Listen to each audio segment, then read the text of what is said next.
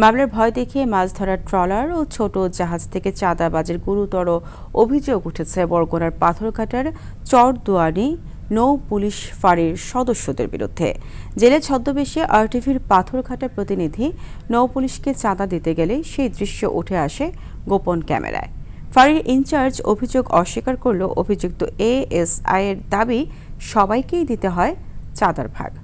বরগুনার পাথরঘাটা থেকে তৌহিদুল ইসলাম শুভর তথ্যচিত্রে জানাচ্ছেন আব্দুল হামিদ। AKS অর্জন করল গিনেস ওয়ার্ল্ড রেকর্ডস। AKS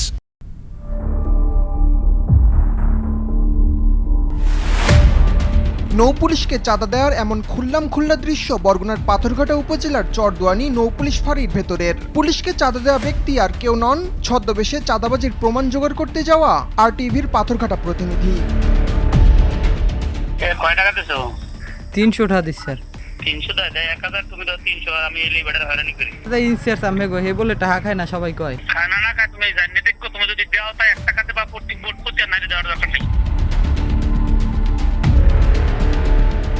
দীর্ঘদিন ধরে স্থানীয়রা অভিযোগ করে আসছিল, উপজেলার চরদুয়ানির ভারানীখাল পাড়ি দিতে গেলে নৌপুলিশ ফাঁড়ির সদস্যদের 2 থেকে 3,000 টাকা চাঁদা দিতে হয় তাদের। টাকা না দিলে দেখানো হয় মিথ্যা মামলার ভয়, যার নেপথ্যে এএসআই কবির আহমেদ। সম্ভবত কবির, উনি ফোন দিয়েছে, উনি আমার কাছ থেকে টাকা চাইছি, আমি দিনে, কারণ আমার টলারেন্স বর্তমানে যাইবে না, 10,000 টাকা দেওয়া লাগে, তারপরও তো চুরি করে যাওয়া লাগে। আমরা হয়তো বছরে 25-30 বার যাই। তাইলে ওনারা যখন আইয়ে মাল ভরিয়ে যায় তখন ওই 1,000 টাকা আমার নিয়ে যাওয়া লাগে, বাড়িও 500 টাকা রেখে যেতে পারি।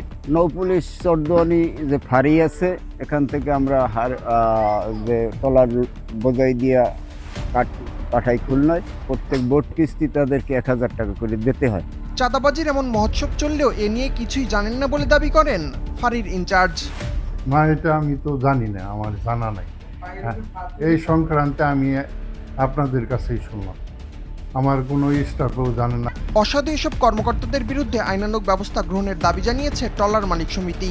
আমরা এটার সুষ্ঠু বিচার চাই এবং এই যে জেলেদের জিম্মি করে যে টাকাটা আদায় করা হয়, এটি যাতে আর আদায় করা না হয় সেই ব্যবস্থা কর্তৃপক্ষে যেন গ্রহণ করে। এ বিষয়ে তদন্ত করে অভিযোগ প্রমাণিত হলে ব্যবস্থা নেওয়ার আশ্বাস দিয়েছেন উপজেলা মৎস্য কর্মকর্তা। আমাদের উপজেলার যে আইন শৃঙ্খলা কমিটি আছে সেখানে বিষয়টি উত্থাপন করব, পরবর্তীতে আমরা যে প্রয়োজনীয় ব্যবস্থা গ্রহণ করা যায় কিনা, বা যদি ঘটনা সত্য হয় ঘটনা তদন্ত সাপেক্ষে অবশ্যই যে বা যারা সাথে জড়িত তাদের বিরুদ্ধে আমরা ব্যবস্থা নেওয়ার চেষ্টা করব। বর্তমানে নদীতে জলদস্যুদের আতঙ্কের চেয়েও জেলেদের বেশি ভোগাচ্ছে এই নৌপুলিশ সদস্যরা। চাঁদাবাজির এই সিন্ডিকেট ভেঙে নদীপথকে নিরাপদ ও হয়রানিমুক্ত করার দাবি পাথরঘাটাবাসীর।